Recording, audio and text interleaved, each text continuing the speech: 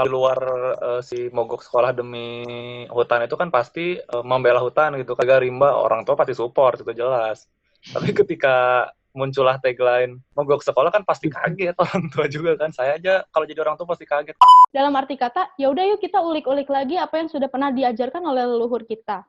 Yaitu ya bagaimana sebenarnya manusia dan alam adalah satu kesatuan gitu loh. Saya adalah alam semesta ini adalah saya, kayak gitu. Dari situ akan muncul misalkan aksi-aksi atau misalkan tindakan apa yang akan saya lakukan untuk menjaga keharmonisan hubungan antara manusia dengan alam.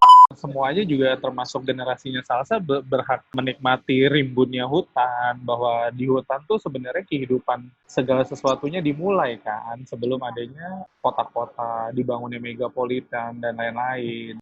What's up in Extra Podcast today?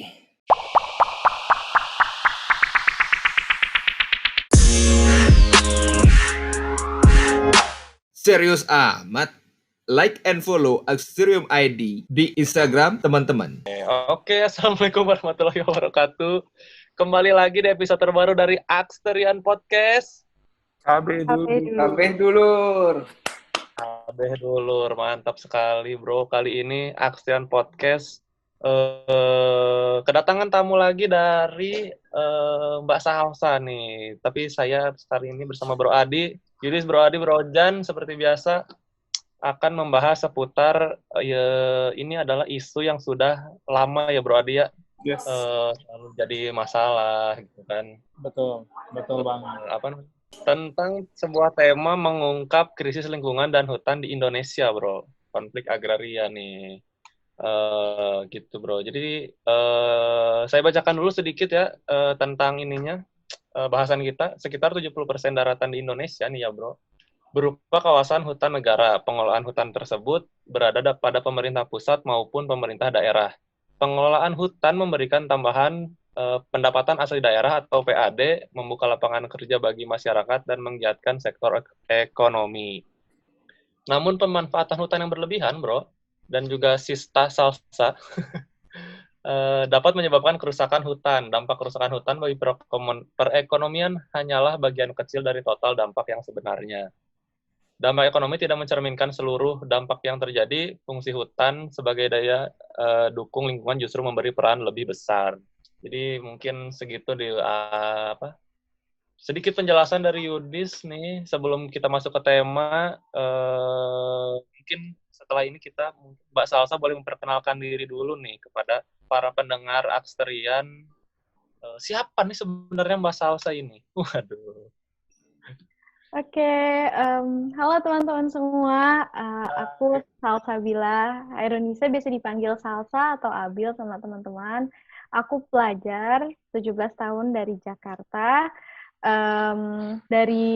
Aku dan kawan-kawan juga berasal dari gerakan Jaga Rimba. Jadi Jaga Rimba adalah gerakan yang bergerak di bidang pelestarian hutan. Kita melawan deforestasi, terus juga berkampanye tentang pelindungan hak-hak masyarakat lokal, khususnya masyarakat adat yang terdampak dari eksploitasi hutan tersebut. Gitu. Jadi kebanyakan gerakan kami ini berisikan anak-anak pelajar sekolah, rata-rata SMP, SMA dari seluruh Indonesia. Gitu. Hampir semua. Dari seluruh Indonesia ya, Bro. Ternyata tidak hanya dari segelintir daerah saja, tapi satu Indonesia pergerakan ini. Ada tanggapan nih dari Bro Adi nggak nih? Putar itu. Gerakan ini. Sebenarnya gerakannya oke banget. Kalau aku sih lebih tertarik sama tagline-nya Sasa yang di Instagram sih, bolos sekolah demi hutan. Itu kayak this what's epic sih. Itu kayak orang seusia Salsa jarang yang berpikir tentang itu gitu loh. Tapi Salsa pikirin itu. Kenapa sih Salsa, kalau boleh tahu, seperti apa yang memotivasi Salsa untuk bergerak di bidang rimba ya, lingkungan hidup seperti itu? Sebenarnya ketika bicara tentang pelestarian lingkungan hidup, sebenarnya ini juga hal yang baru buat aku. Walaupun sebenarnya dari kecil kegiatan juga sudah banyak bersinggungan langsung dengan alam, karena kampung halaman dikelilingi oleh gunung-gunung juga. Jadi kegiatan daki gunung, masuk ke hutan itu udah sering lah dilakukan sejak kecil. tetapi kesadaran akan misalkan kayak lingkungan hidup dengan kayak alam, khususnya hutan itu sebenarnya baru ketika menginjak bangku SMP, ketika duduk di bangku SMP itu baru ada suatu kesadaran itu karena kebetulan ini terjadi di kampung halaman saya langsung, bagaimana salah satu hutan di sana yang merupakan kawasan konservasi itu diintervensi dan dieksploitasi oleh kegiatan wisata masif dan juga industri geotermal. Jadi ada sentimen sedikit karena ini terjadi di kampung halaman saya di Jawa Barat gitu. Dari situ di Jawa Barat. Ya. Kayaknya tahu lokasinya ini berkaitan dengan geotermal di Jawa Barat. Iya, banyak sebenarnya. Ya dari situ baru tapi waktu itu sebatas masih memperkenalkan ke teman-teman di kelas sih. Jadi membuka ruang-ruang diskusi di kelas karena kan kita tahu bahwa di pendidikan di Indonesia khususnya di sekolah-sekolah negeri ya, saya nggak tahu bagaimana di sekolah swasta karena belum pernah ke sana. Tapi kalau untuk di sekolah negeri sendiri, ketika kita berbicara tentang permasalahan lingkungan, lalu permasalahan-permasalahan yang menyangkut kebijakan-kebijakan itu selalu dianggap terlalu politis gitu. Jadi kayak nggak layak dibincangkan di kelas gitu. Nah, tapi aku merasa bahwa apa yang politis dari berbicara tentang kerusakan lingkungan yang nantinya akan berdampak sama diri kita di masa yang akan datang gitu. Jadi dari situ mulainya waktu itu belum ada jaga rimba, jadi dimulai dengan misalkan membuka ruang-ruang diskusi di kelas. Jadi misalkan ketika pelajaran bahasa Indonesia gitu, kita disuruh membuat pidato.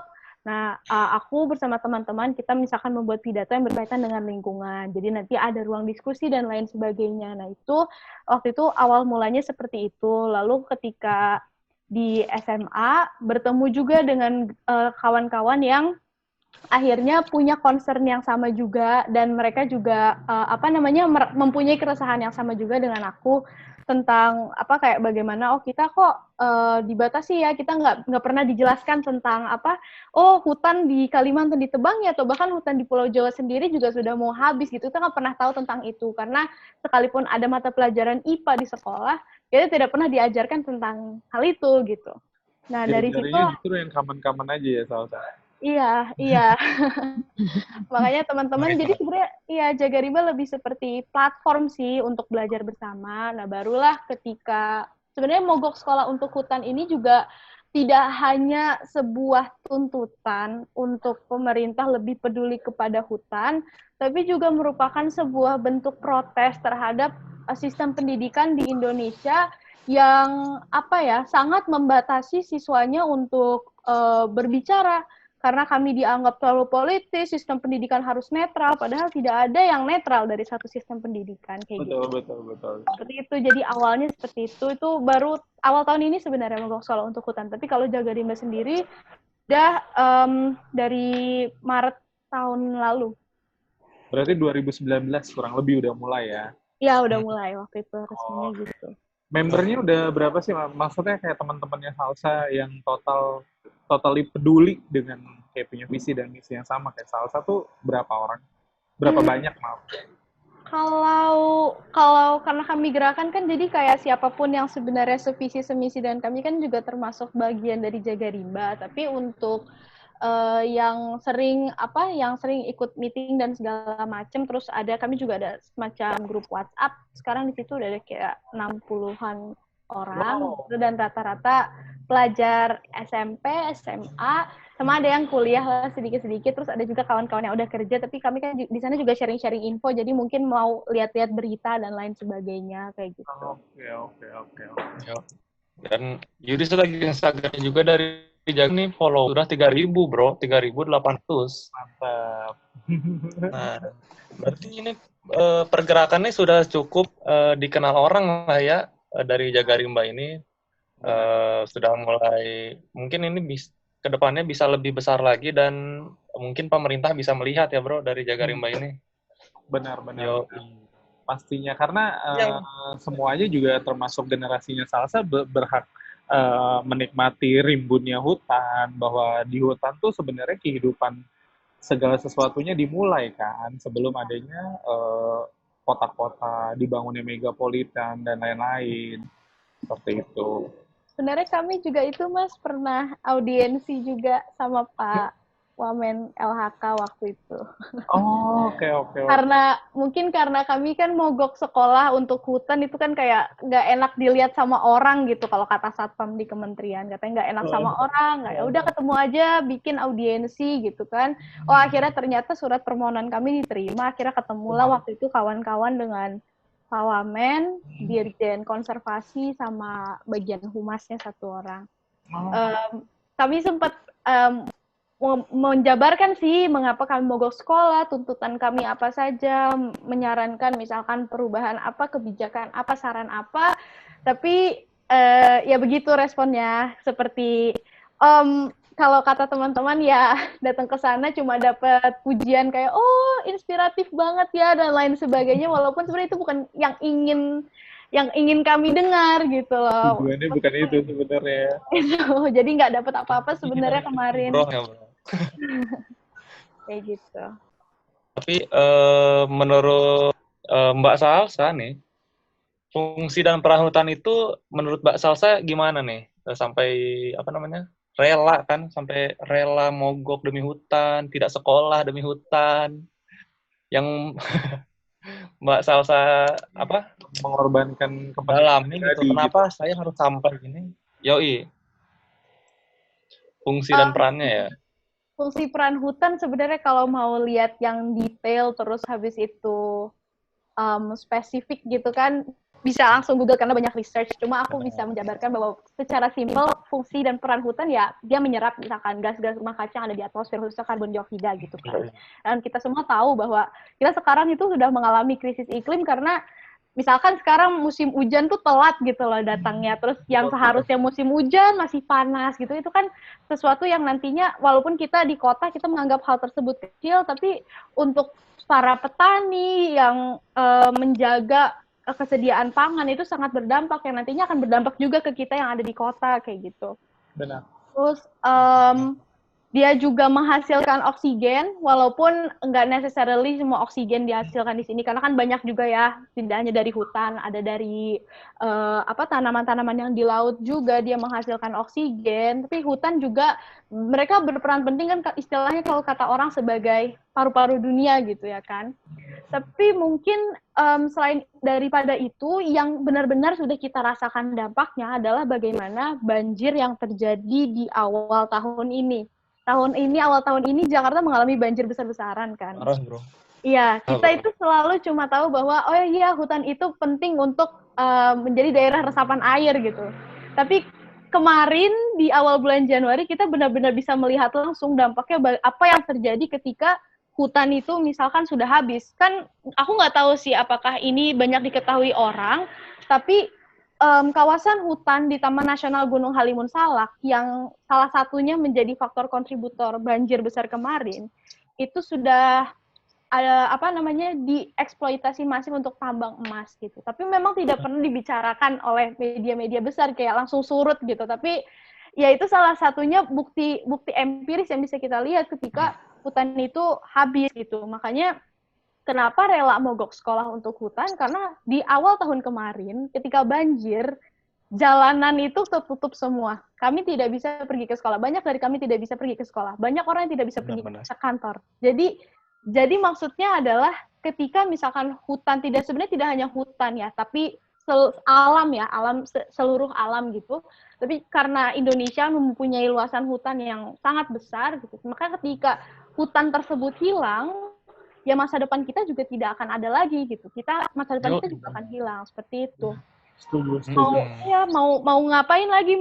Misalkan aku lulus sekolah gitu kan, apa yang akan menunggu di masa depan nanti ketika misalkan kita bernafas saja susah, kita mau pergi kemana-mana saja tidak bisa kayak gitu. Benar. Iya.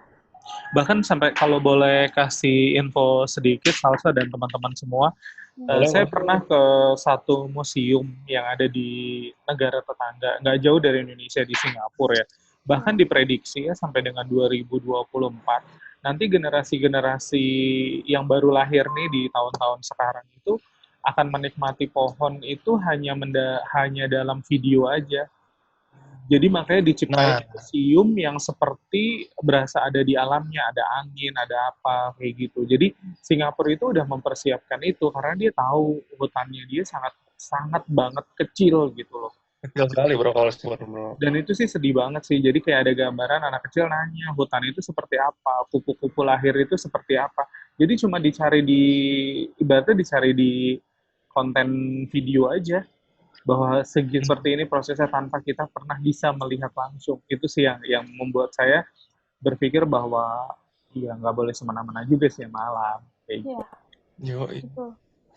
Soalnya bahaya bro nanti kalau anak-anak generasi ke depan mau ke hutan bukan keluar rumah malah buka YouTube. Buka Waduh. YouTube.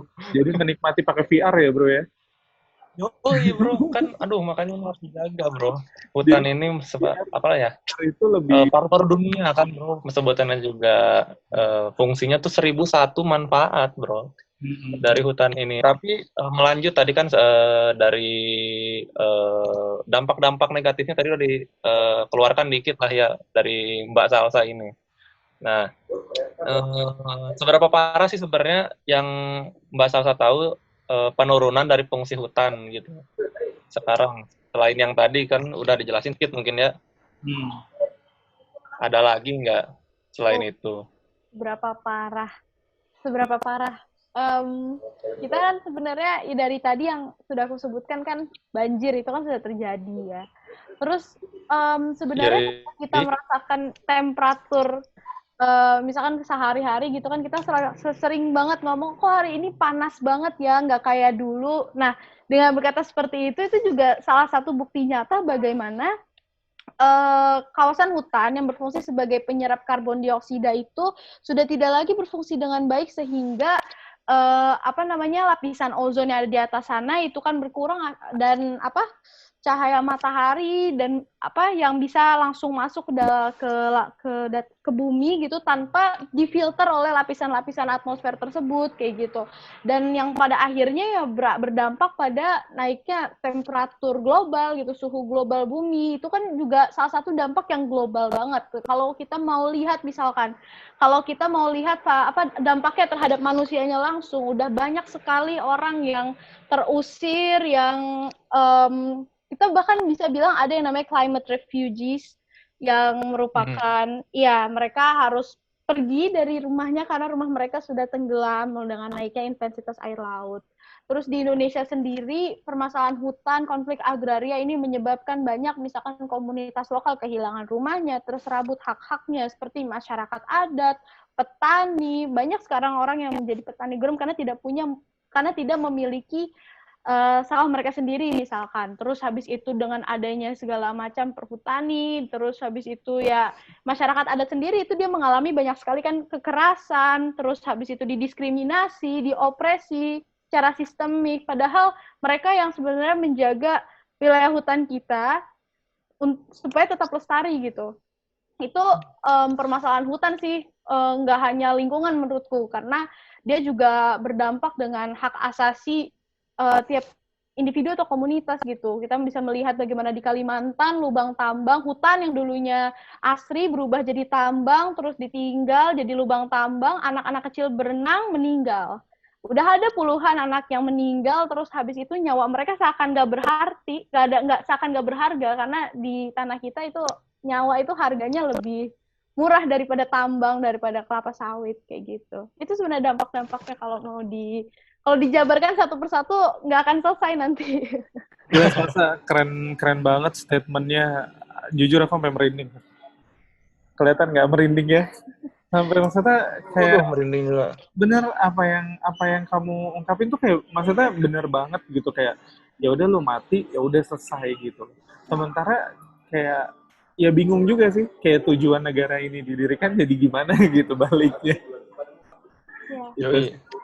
Dan sekarang gini, aku sharing sedikit ya pengalaman aku pergi ke sebuah pulau yang notabene jaraknya cuma 30 menit dari Jakarta. Itu di hari kerja, melihat Jakarta dari pulau itu tuh menjadi pemandangan yang langka.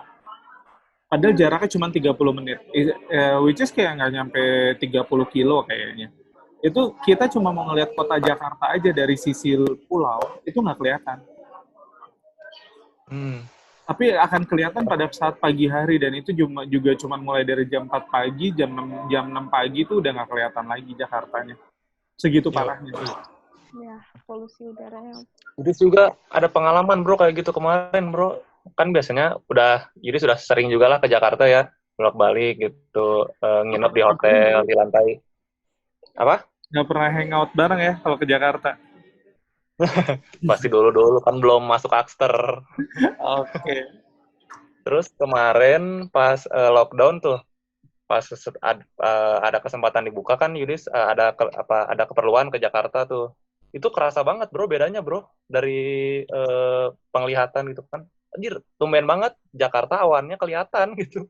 Langitnya biru tuh kelihatan. Baru kemarin bro Yudis ngerasain bro. Itu sih. Wah, makanya ini kacau bener, bro. Dampak-dampak kayak gitu tuh mungkin banyak sudah terjadi sekarang nggak hanya di Jakarta ya, bro, mungkin ya. Bandung mungkin juga ada, Jogja mungkin. Makanya kita sebagai generasi-generasi yang akan mewarisi sesuatu ke bawah nih, ke generasi selanjutnya harus bisa menjaganya, bro. Iya. Ikutanlah kita, gerakan jaga rimba ini. Oke, Sasa, aku mau next question ke kamu nih. Yang kamu tahu peran dari pemerintah kita untuk melindungi hutan kita itu seperti apa sih? Dan buktinya itu konkret atau hanya sekadar wacana yang kamu tahu? Menarik. Pemerintah sebenarnya memainkan peran yang sangat penting ya dalam pengelolaan hutan. Tadi kan seperti yang di awal disebutkan, bahwa 70% kawasan hutan ini kan kawasan hutan negara. Yang sebenarnya kawasan hutan negara itu ditetapkannya atas dasar apa? Oke, katanya atas dasar undang-undang kehutanan gitu. Tapi kan kita nggak pernah tahu gitu. Petanya juga nggak pernah diperlihatkan ke publik hutan negara yang mana aja. Terus habis itu penetapannya juga kita nggak tahu, misalkan belum tentu kan mereka melibatkan langsung masyarakat yang sudah ada di sana gitu. Nah, jadi maksudku adalah pemerintah, karena dengan dengan data tadi bahwa 70% kawasan hutan di Indonesia adalah kawasan hutan negara, maka pemerintah beserta aparatur mereka punya peran yang sangat penting melalui kebijakan-kebijakannya ya dalam bidang manajemen hutan, dalam bidang pengelolaan hutan gitu. Tapi kan sayangnya dengan birokrasi di Indonesia yang sangat panjang ini, itu kan dijadikan celah untuk istilahnya mengeksploitasi misalkan kekayaan alam yang ada di dalam hutan, tidak untuk kepentingan rakyat, tetapi untuk kepentingan segelintir pihak saja. Kenapa saya berani bilang begitu? Karena istilahnya gini, karena masa ya, kita ambil contoh kasus yang ada di Kinipan aja, kasus yang sudah sempat di-campaign sama kawan-kawan dari 2018-2019. Kalau masyarakat adat Laman Kinipan, mereka sejak turun-temurun sudah tinggal di hutan, ya kan? Sudah tinggal di hutan jauh sebelum Republik Indonesia ini ada gitu. Jika pemerintah memang berpegang misalkan sama konstitusi ya, yang katanya kekayaan alam ini dikuasai untuk sepenuh-penuhnya kayak kesejahteraan rakyat gitu. Banyak ya. Iya. Tetapi kenapa masyarakat yang tinggal langsung berdekatan dengan hutan, aksesnya kepada misalkan mereka mengakses kekayaan alam yang ada di hutan itu ditutup gitu, dibatasi gitu. Karena misalkan kawasan hutan mereka termasuk kawasan hutan produksi yang sudah diberikan konsesinya kepada perusahaan sawit, padahal mereka sudah ada di sana sejak dahulu kala gitu. Dan ini kasus-kasus seperti ini tidak hanya ditemukan di Kinipan, tetapi juga di hutan-hutan lain. Misalkan kalau mau lihat yang lebih parah, ada di Aceh Jira, itu masyarakat adatnya tersisa cuma ada 8 karena tambang, nikel, kawasan industri, dan lain sebagainya di kawasan hutan. Jadi, sayangnya ya pemerintah yang mempunyai misalkan peran besar ini tidak memanfaatkan misalkan ya kewenangan yang diberikan kepadanya gitu kan, kepercayaan yang istilahnya diberikan rakyat kepada mereka untuk mengelola wilayah hutan dengan baik gitu. Sebenarnya aku melihat bahwa sebenarnya masyarakat Indonesia ini mereka sudah punya semangat yang baik untuk menjaga hutan, tapi sayangnya pemerintah ini yang kadang tidak sejalan semangatnya dengan masyarakat gitu. Kenapa? Misalkan data-data itu tidak pernah transparan. Kami sempat beberapa kali meminta permohonan informasi tentang peta kawasan konservasi aja, peta kawasan konservasi itu tidak pernah diberikan, dipertontonkan ke publik, entah kenapa. Peta waktu itu tentang Kinipan juga tidak digubris permohonan informasi kami, padahal kan itu sebuah informasi publik kan yang menyangkut hajat orang banyak gitu. Terus sayangnya juga dengan banyak sekali bidang-bidang di kehutanan gitu, itu dijadikan yang tadi itu aku bilang jadi seperti ada ego sektoral gitu antar departemen. Misalkan petanya KLHK tentang hutan itu sudah pasti berbeda dengan petanya misalkan Kementerian ATR BPN atau petanya Kementerian SDM, karena tiap-tiap peta tersebut ya disesuaikan dengan kepentingan masing-masing departemen gitu. Jadi peran pemerintah ya sangat besar, tapi sayangnya sampai sekarang kita bisa lihat sendiri bahwa laju deforestasi di Indonesia, walaupun kata Menteri LHK kemarin katanya, menurun, tapi tetap laju deforestasi kita yang tertinggi kedua di dunia, gitu. Wow, oke. Ini nyambung pertanyaannya, soalnya Salsa udah bahas-bahas mengenai masalah hutan nih ya. Nih, aku mau tanya, jadi ada statement bahwa akar masalah yang dihadapi untuk mewujudkan kinerja pengurusan hutan yang baik, terfokus pada masalah prakondisi. Jadi antara lain kayak konflik kebijakan antar Pemda daerah ataupun Pemda pusat, terus penataan ruang, lemahnya penegakan hukum, rendahnya kapasitas pengurusan hutan, serta nggak ada institusi itu yang mengelola untuk kawasan hutan produksi atau hutan lindung, malah jadi kayak buat kepentingan pribadi aja, entah bikin resort, entah apa kayak gitu. Dan menurut Salsa, pendapat itu seperti apa sih? Oke. Tentang lemahnya semua itu, gitu. Ya, itu sebenarnya benar juga sih. Cuma aku sebenarnya agak kurang suka ya ketika Kementerian LHK ini, misalkan kita bicara tentang, kenapa keputusannya tidak diberikan aja ke pemerintah daerah, misalkan dalam penetapan kawasan konservasi. Mereka itu selalu berdalih, kamu kan tahu sendiri bahwa misalkan para pemerintah daerah ini mereka sering tersandung kasus korupsi, mereka nggak transparan, bisa jadi hutannya rusak gitu. Nah ini sebenarnya agak nyambung sama Omnibus Law yang baru-baru disahkan ini. Jadi mereka ini yang ada di pusat merasa bahwa mereka tahu lebih banyak gitu ya tentang kondisi suatu daerah ketimbang mereka yang berasal dari daerah tersebut. Soalnya perihal, misalkan kalau kita bicara, oh ya benar juga ya, banyak pemerintah daerah yang korup. Nah itu kan sebenarnya lebih kepada masalah bagaimana sistem transparansi dan akurasi di sana kan, nggak serta-merta bahwa pemerintah daerah udah pasti korup gitu kan, nggak serta-merta seperti itu. Sayangnya yang jadi masalah sekarang nambah lagi adalah bagaimana kebanyakan permasalahan tentang hutan ini kebijakannya disentralisasi semua ke pusat. Misalkan semua apa-apa ke Kementerian LHK. Nah ketika kita bilang kok Kementerian LHK nggak bisa menangani ini, jawabannya selalu kawasan hutan itu terlalu luas, sedangkan kami nggak punya kapasitas untuk melakukan itu. Itu terjadi, itu nyata, mereka pernah bilang itu kepada kami ketika kami bawa kasus di Cagar Alam di Kamojang. Mereka bilang, 3.000 hektar, ribuan hektar itu luas, kami nggak bisa patroli satu persatu. Kalau memang merasa tidak mampu, mendingan tidak usah ada KLHK dari awal, kayak gitu. Nah, tapi yang tadi itu, mereka malah membebani diri mereka sendiri dengan tugas yang sangat berat, gitu. Itu jadi salah satu permasalahan juga. Mereka merasa lebih tahu ketimbang pemerintah yang ada di daerah. Terus tentang masalah tata ruang, ini juga semakin diperumit dengan adanya Omnibus Law. Jadi sekarang semuanya itu kan dijadikan ke pusat semuanya gitu. Dan ya pasti akan lebihan beban kerjanya gitu. Itu salah satunya. Terus yang tadi juga konflik kebijakan, ya kan, ego sektoral antar departemen, itu terjadi udah dari dulu sebenarnya. Apalagi waktu itu logging boom tahun 80-an, itu masalah konsesi hutan segala macam itu, wah itu menjadi-jadi. Sampai sekarang itu masih terjadi. Ya, itu salah satu contoh empirisnya yang tadi sempat aku sebutkan, bahwa bagaimana peta kehutanannya ATR BPN, Kementerian LHK, ESDM semuanya berbeda, nggak sinkron. Nah itu sebenarnya nggak harus terjadi, nggak boleh terjadi hal kayak gitu loh.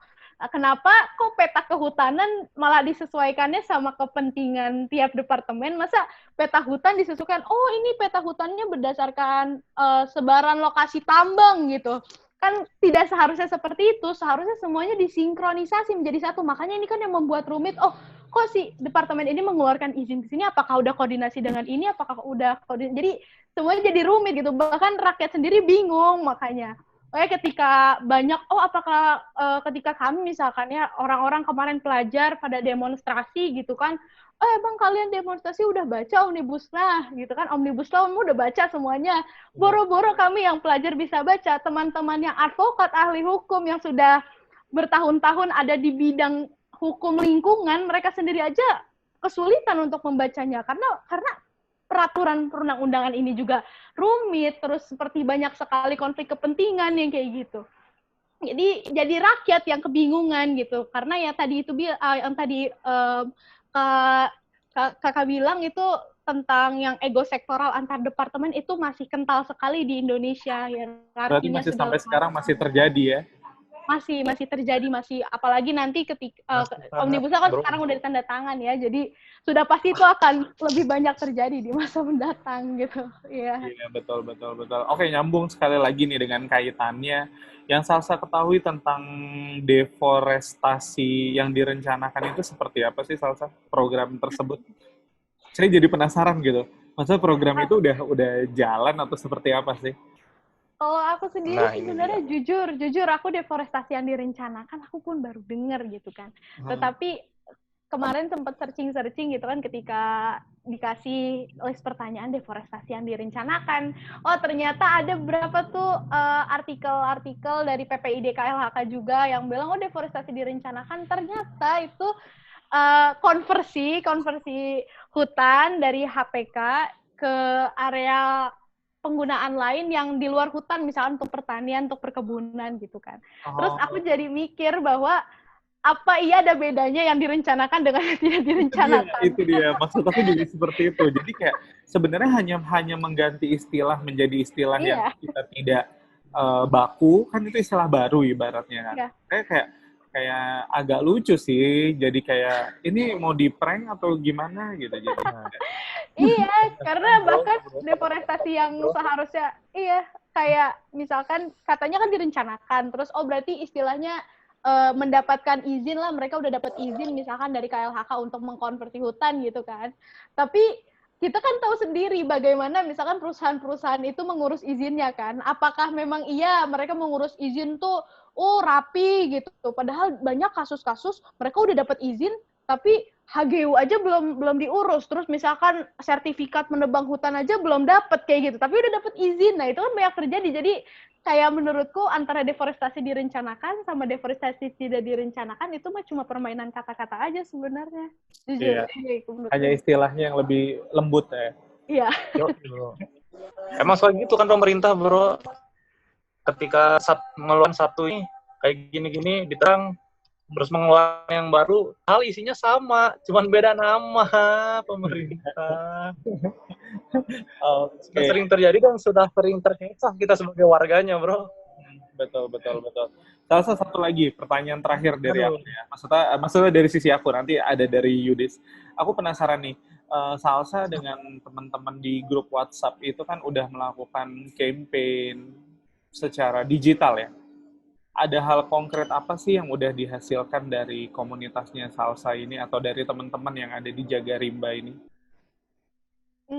Sebenarnya karena pandemi ya, jadi kampanye digital. Tapi makanya kami agak sedikit gaptek juga sebenarnya, walaupun kegolong anak muda agak sedikit gaptek juga karena harus bikin IG live segala macam, webinar Zoom kan harus adaptasi juga. Tapi sebenarnya kami kalau nggak pandemi kami lebih banyak aksinya offline sih, karena kami juga ada program selain mogok sekolah untuk hutan.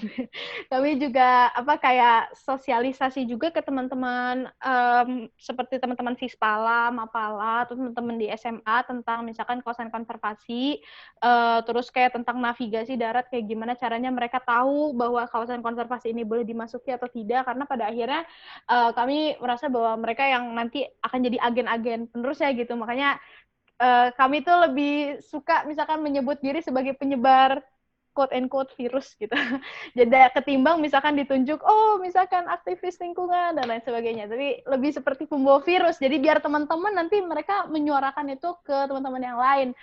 Kalau keputusan kayak hasil konkretnya, aku nggak tahu sih. Cuma memang sebenarnya tujuan awal Jaga Rimba ini terbentuk kan lebih kepada ya wadah untuk mempertemukan teman-teman dari berbagai daerah awalnya daerah di Jakarta awalnya nggak kepikiran bisa ke Indonesia berbagai daerah untuk belajar tentang masalah hutan. Nah itu sebenarnya objektifnya udah tercapai karena sekarang kami belajar sama-sama. Jadi istilahnya kita jadi platform untuk terus belajar. Jadi mereka yang membuat senang adalah bagaimana akhirnya teman-teman yang lain misalkan menggunakan tugas-tugas sekolah itu untuk mengkampanyekan Save Kinipan. Kayak pernah ada teman ada tugas bikin teks editorial, dia bikin tentang Save Kinipan, permasalahan globalisasi dia kaitkan dengan Kinipan. Jadi kalau aksi konkret, aku tidak berharap banyak sebenarnya dengan kebijakan-kebijakan pemerintah karena kami sudah push dari dulu bagaimana, tolong dong berikan pengakuan hutan adat ke Kinipan, tapi nggak pernah digubris. Bahkan ketika perwakilan masyarakat adatnya meminta langsung, sampai sekarang kan belum ada kelanjutannya. Jadi kami nggak terlalu berpaku ke sana. Tapi untuk aksi konkret, kalau melihat dari bagaimana perkembangannya dengan teman-teman, terus jadi digaungkan lah misalkan gerakan ini, terus campaign-campaign kami ya, kurang lebih sekarang ya, alhamdulillah sudah berjalan dengan baik sih Mas, gitu. Sumpah keren banget. Keren banget. Mungkin buat teman-teman juga, iya kalau mau ikut berpartisipasi juga mungkin kalau secara kecil-kecilan mungkin menanam pohon ya bro, 1-2 pohon, 1-2 tanaman mungkin di rumahnya atau di sekitar rumahnya bro, sambil kerja bakti bersama bapak-bapak RT, bapak-bapak bendahara, Karang Taruna.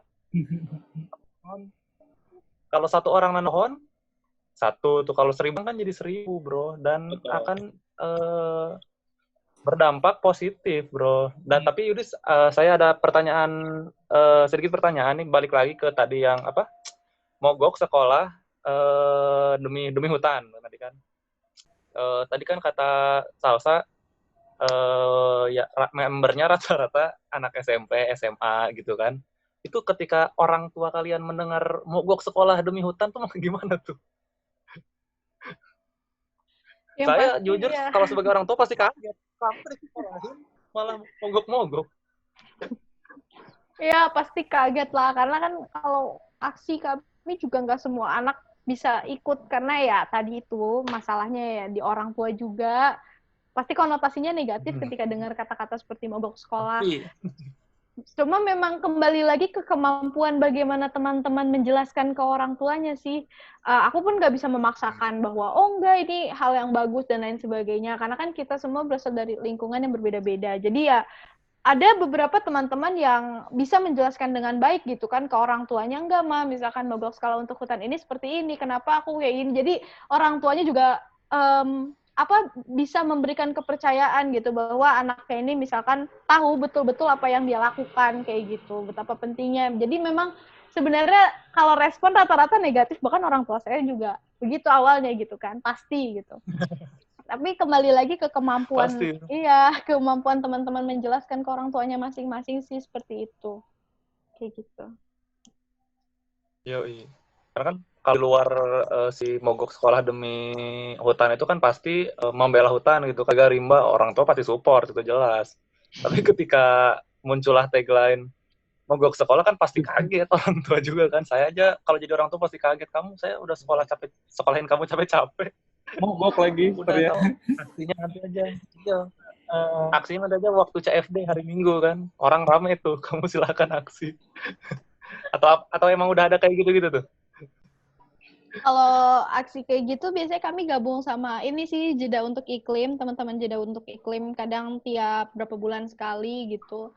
Terus iya baru kayak gitu sih dulu sebelum mogok sekolah. Cuma kayak ya udah aksi itu kan raising awareness, tapi kayak nggak tahu sih kayak pemerintahnya bagaimana. Jadi pengen bikin mereka nggak nyaman aja sebenarnya dengan mogok sekolah untuk hutan. Jangan asik duduk aja.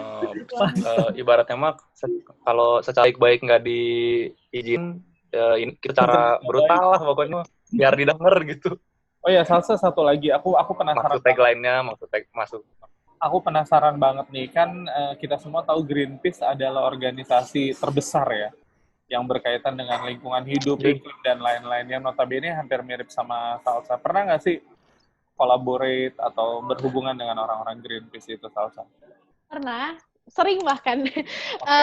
Waktu itu sempat yang untuk campaign Save Kinipan sih aku sempat ikut waktu itu kan untuk yang kemarin ada penangkapan Pak Effendi Buing itu kan jadi blast campaign-nya, jadi terdengar kemana-mana.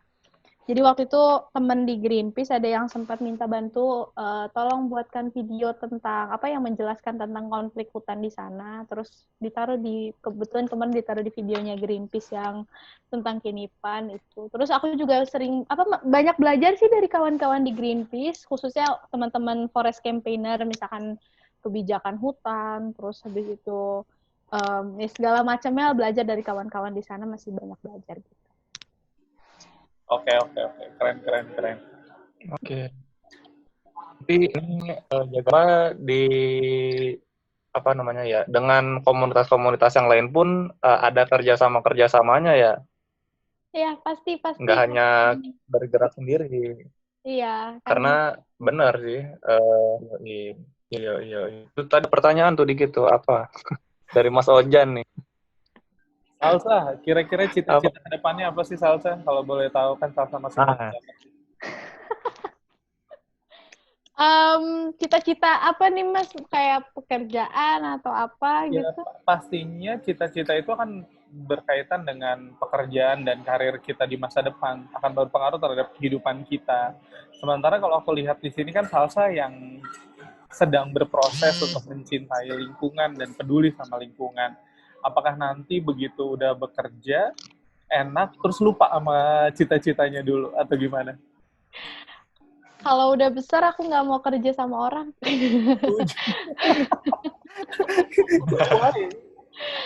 Iya, bro. Cuma ini dia, bro. Memang harus. Karena memang suka nulis, mungkin nggak tahu, karena kan kita juga nggak tahu nanti di masa depan akan seperti apa jadinya. Tapi untuk sekarang memang lagi suka belajar tentang budaya, terus habis itu ya sering menulis lah, melihat situasi sekitar. Jadi lagi memang suka aja belajar, khususnya antropologi mungkin gitu. Memang masalah cita ini harus dihilangi, bro. Jadi tetap nggak mau jangan jadi seperti saya, bro. Mau, kalau bisa mau kembali. Jangan seperti saya. Iya. Sebenarnya pingin di kampung ada kebun. Cita-citaku sebenarnya ingin kembali ke sana, mau nanam lagi. Sudah kota kan nggak bisa nanam karena kan nggak ada tanah yang luas untuk bisa ditanam sayur segala macam. Keren. Tapi sejak pandemi kemarin mulai menanam sedikit lah di atap rumah, dan belajar juga sih bagaimana menanam tanpa menggunakan pupuk kimia dan lain sebagainya. Ingin kembali ke kampung terus tanam di kebun yang sudah ada gitu. Oh, Salsa keren banget. Maksudnya gini, banyak kita podcast sama teman-teman yang seumuran Salsa gitu ya. Biasanya bermimpi mau ngapain sih? Mau keliling dunia, mau jadi orang kaya, mau punya tabungan yang nggak ada limitnya kayak gitu. Tapi Salsa ini beda banget. Sementara kayak usianya masih sangat muda banget, cita-citanya masih bisa terbentuk, dan tetap komit sih kalau menurutku, kalau kamu masih punya cita-cita seperti itu. Ya, Mas, tapi aku juga mau kaya kok. Kaya dengan cara yang berbeda. Iya, definisi semua orang beda-beda ya. Betul. Karena ketika kita punya menjadi orang yang kaya raya, ada dua kemungkinan. Kemungkinan kita tetap komit sama cita-citanya kita, atau kita melupakan menikmati kekayaan kita. Ada dua pilihannya. Iya. Gitu. Pokoknya mah harapan harus inilah dengan hangat kita kerjakan agar tercapai, bro. Jangan sekedar kayak saya gini. Nah, tapi Salsa nih mungkin ke yang ujung aja ya nih, bro. Apa nih yang seharusnya kita, khususnya generasi muda ya, lakukan untuk mengembalikan fungsi hutan, bro, atau berkontribusi untuk hutan kembali, bro? Bro lagi, Mbak Salsa. Sebenarnya nggak harus nanam pohon juga sih, Mas. Karena kita nggak tahu, Salsa. Karena kita pikir berkontribusi itu ya saat kita tiap rumah nanam pohon aja. Ternyata nggak cuma itu kan, gitu. Nggak cuma itu. Sebenarnya berkontribusi itu bisa dilakukan dengan semudah ketika kita menyadari bahwa kita dan alam itu adalah satu kesatuan. Karena begini, kita sekarang masih memahami bahwa kita dan alam itu kan dua unsur yang terpisah gitu. Oke, saya manusia, alam ya alam gitu. Padahal ya dengan misalkan kita sebenarnya yang paling gampang dilakukan sama teman-teman adalah bagaimana kita mengenali identitas kita sendiri. Karena gini, kenapa dibilang begitu? Karena banyak teman-teman yang aku nggak bisa menyalahkan, tapi memang di sekolah memang kita diajarkan untuk misalkan melihat ke barat gitu. Melihat ke barat itu adalah contoh mutlak kemajuan, perkembangan gitu. Nah, yang aku rasa kita bisa lakukan bersama-sama adalah bagaimana kita mendekolonisasi diri sendiri. Dalam arti kata, ya udah yuk kita ulik-ulik lagi apa yang sudah pernah diajarkan oleh leluhur kita. Yaitu ya bagaimana sebenarnya manusia dan alam adalah satu kesatuan gitu loh. Saya adalah alam semesta ini adalah saya, kayak gitu. Nah, dari situ, dengan kita misalkan berani untuk misalkan mempertanyakan hal tersebut gitu, dari situ akan muncul misalkan aksi-aksi atau misalkan tindakan apa yang akan saya lakukan untuk menjaga keharmonisan hubungan antara manusia dengan alam. Jadi nggak bisa serta misalkan kalau aku bilang misalkan menanam pohon di rumah masing-masing itu kan juga sebuah kontribusi memang benar, tapi tidak bisa semua orang melakukannya gitu, karena mungkin di Jakarta khususnya sulit misalkan kita mau menanam pohon di mana, itu sulit kan, karena tanah orang, nggak semua orang punya tanah, terus habis itu ya banyaklah faktor-faktor yang menghambat hal tersebut gitu. Tapi dengan kita misalkan bercerita kepada teman-teman sebaya tentang permasalahan hutan yang sedang terjadi, itu kan juga sebuah kontribusi besar, karena di sekolah kita tidak pernah mendapatkan itu gitu. Dengan kita mau membincangkan, mendialogkan permasalahan hutan tanpa misalkan kita berdebat terlalu panjang tentang siapa yang salah, siapa yang benar, tapi ketika kita mau duduk bersama terus mendialogkan dan memperbincangkan tentang permasalahan yang kita hadapi bersama, itu juga menurutku udah sebuah kontribusi besar yang bisa kita lakukan bersama-sama, karena menurutku kita belum punya pembicaraan itu hari ini. Walaupun sudah ada, tapi pembicaraan itu belum terjadi dengan intensitas yang banyak hari ini gitu. Belum cukup. Oke. Sangat menarik. Mulainya dari hal kecil ya bro, berarti kontribusinya nih. Nggak usah, ini itu dari hal kecil aja dengan apa tadi ya, kasih mungkin ya, saling edukasi, saling sadar gitu ketika kita sebagai manusia dan alam tuh harus berjalan beriringan bro. Dari situ ya. Kalau dari Bro Adi ada nggak nih? Untuk apanya? Saran untuk generasi muda. Aduh, sarannya apa ya? Gimana sih? Maksudnya gini. Kalau bicara saran balik lagi ke passion ya. Kalau saya kasih saran ya saya pengen semua anak muda bisa berkontribusi dan berpartisipasi seperti Salsa dengan teman-temannya. Tapi balik lagi itu ke passion sama rasa peduli nggak peduli, karena seumuran Salsa ini banyak banget yang masih asik di kafe, masih asik nongkrong sana sini gitu. Nah sementara Salsa nggak lakukan itu. Kalau pesannya, jangan pernah buang-buang waktu buat di masa muda kamu karena cuma waktu yang nggak bisa balik lagi. Itu aja sih. Jangan sampai nyesel. Soalnya penyesalan itu kan di akhir, bro. Kalau di awal pendaftaran kan, kayak biasa. Pendaftaran, bro. Itu udah sering dikeluarin kali, jokes tuh. Udah sering dikeluarin. Tapi teman-teman semuanya jangan lupa follow Instagramnya Rimba. Instagramnya apa, Salsa? Boleh diinformasiin? Instagram Jaga Rimba @jaga_rimba. @jaga_rimba. @jaga_rimba, bro. Aku follow di Instagram. Aku asik, juga follow nih. Aku follow. Aku follow.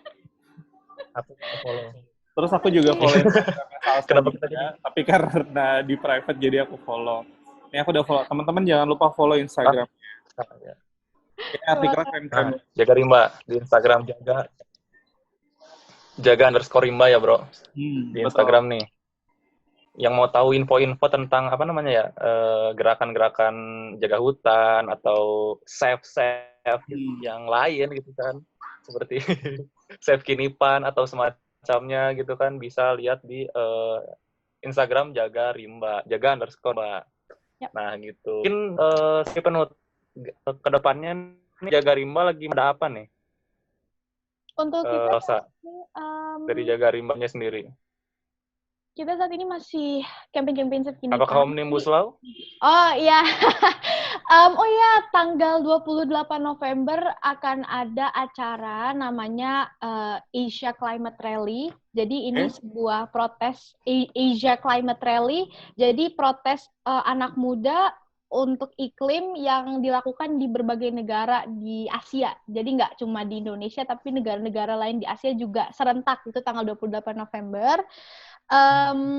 Jadi untuk itu nanti temanya akan bersamaan dengan Finance in Common Summit. Jadi pertemuan bank-bank pembangunan di Asia, jadi Public Development Bank, mereka bertemu untuk membicarakan bagaimana mereka berproses dengan arah yang lebih ramah terhadap lingkungan untuk mengurangi misalkan emisi. Kan kita tahu banyak tuh bank-bank yang mendanai proyek-proyek seperti tambang dan lain sebagainya gitu. Nah, itu nanti akan menjadi salah satu tema sentral bagaimana nanti anak-anak muda di seluruh negara, dari berbagai negara di Asia akan mengirimkan satu tuntutan supaya mereka tidak lagi berinvestasi di industri kotor seperti tambang batu bara, minyak bumi dan lain sebagainya, tapi mulai berinvestasi untuk masa depan kita semua. Kayak gitu. Jadi itu nanti acaranya tanggal 28 November di Indonesia sendiri. Pilihannya ada 2, offline atau online strike. Nah, nanti infonya akan lebih lanjut akan disampaikan di Jaga Rimba atau nanti di Jeda Iklim akan ada. Jadi buat teman-teman yang mau berpartisipasi bisa banget nanti ikut di acara Asia Climate Rally, menyampaikan aspirasi tentang Omnibus Law atau apapun itu, hutan, alam, apapun itu di hari tersebut, gitu. Oke, sip.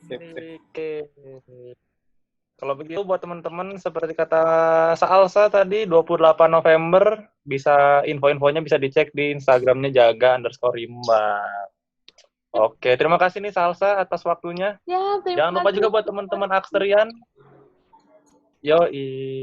Buat teman-teman Aksterian yang mau tahu info seputar podcast Aksterian, bisa cek di Instagramnya juga Aksterian ID. Dari tadi kita promoin Jaga Rimba, kita juga harus promo diri sendiri, bro. Mantap. Dan juga Samudro Adi juga bisa di-follow, Yudisium juga bisa di-follow. Atau IG pribadinya Mbak Salsa juga bisa. Nah, bisa dicek aja ya di sosmed-sosmed yang sudah tersedia. Yoi. Kalau begitu kita tutup episode kali dengan plan sama-sama. Jangan tetap stay tune terus di Aksterian Podcast. KB dulur.